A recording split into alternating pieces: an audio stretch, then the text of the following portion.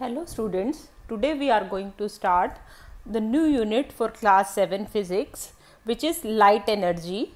In this we will study light and general terms used in understanding the light.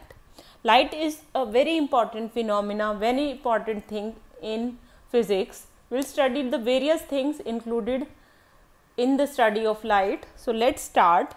The first thing that comes to our mind is what is light. So as we see in our surroundings, there are so many things.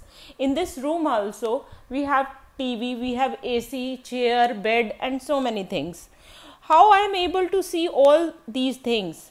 This is just because of the light. Light is an invisible energy which causes sensation in the vision. So what is light? Light is a form of energy. It is an invisible energy. When that light falls on it and after reflection it goes into our eyes, which creates a sensation, a feeling in our eyes, which is called as light. So light क्या है? Light एक invisible energy है जिसकी सहायता से, जिसकी मदद से we can see the things in our surroundings. So it creates a sensation of vision in our eyes. What is the speed of light? The speed of light is 3 into 10 to raise power 8 meter per second, and if you take it in kilometer, then it will be 3 into 10 to raise power 5 kilometer per second. Fine. So this way you can have the speed of light. Now comes sources of light. Sources from where we get the light. So there can be two sources, natural sources and artificial sources. Natural sources like sun, stars, etc. And we have artificial sources also like bulb, tube, candle. These are the artificial, electric bulb. These are the artificial sources of light. The primary source of light is sun. Sun is the primary source because it is responsible for providing the maximum part of light on the planet Earth. It is a huge ball of burning gases which provide us tremendous amount of light and heat. Fine. So two sources, natural and artificial. Artificial which are being made by the men. Fine. Then we have light. Sometimes light is also given by living bodies. Like in the night we can see glowworms, fireflies. They emit the light during the night. So living things, bodies which provide us light are called as bioluminescence. Fine.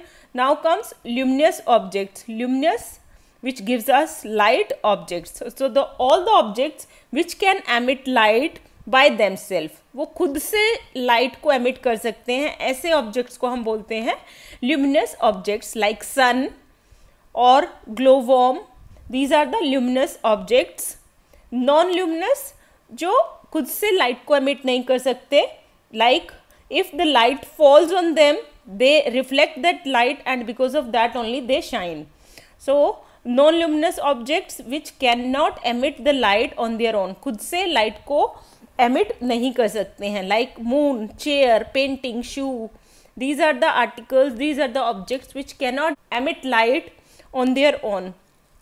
Fine. So artificial sources of light which are man-made, natural sources of light which exist in nature. जो nature में exist करते हैं, these are the natural sources. Artificial sources made by the men. So artificial sources we have already discussed. Electric bulb, candle, lamp. These are the artificial sources. And sun, glowworm, stars. These are the natural sources of light. Fine. Then we have general definitions for the light. In this we have three things: transparent, translucent and opaque.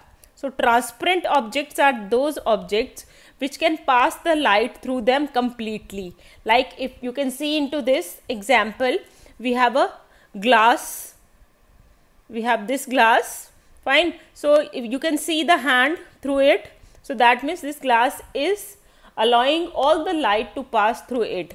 There are translucent objects which allows the light to pass through them, but partially. Only some part of the light will be passed and some will be blocked. These kind of objects are called as translucent objects.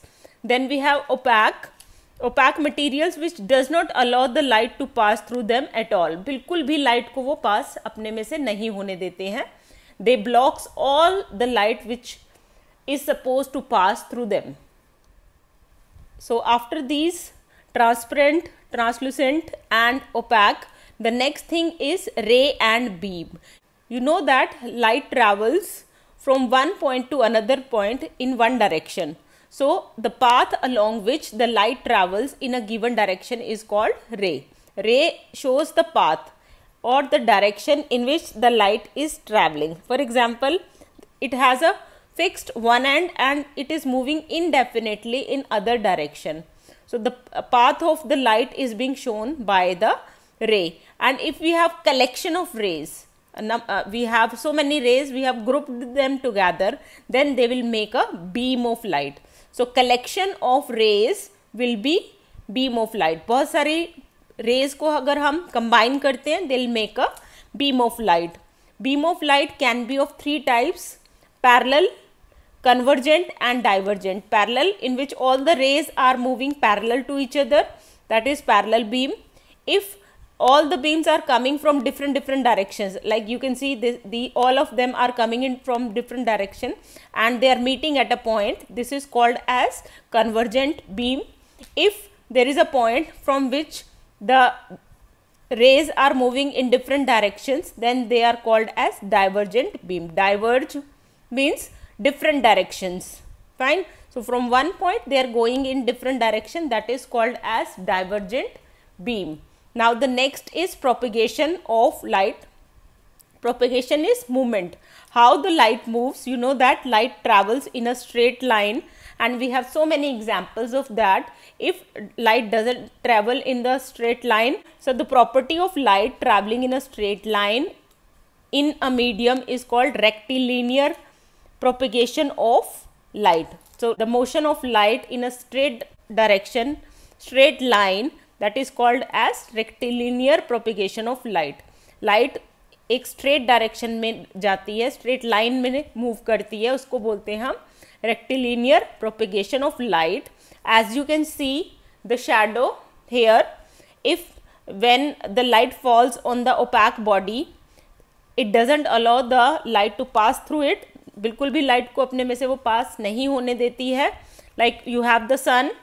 This is the sun. It is giving the light in all the direction. When the light falls on the tree, it doesn't allow the light to pass through it. That's why it casts a dark region. This dark region is called as shadow. So the dark region is called as the shadow. So if there is a point source, fine, if there is a point source of light, then it will be very sharp image.